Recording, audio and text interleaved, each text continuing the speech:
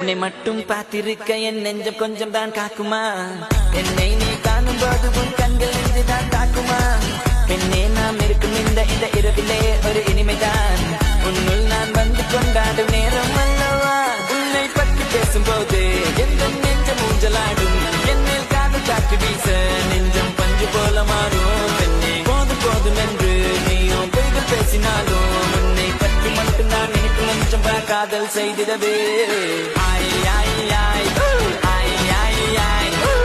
நீதான் என் காதல் என்று சொல்லவா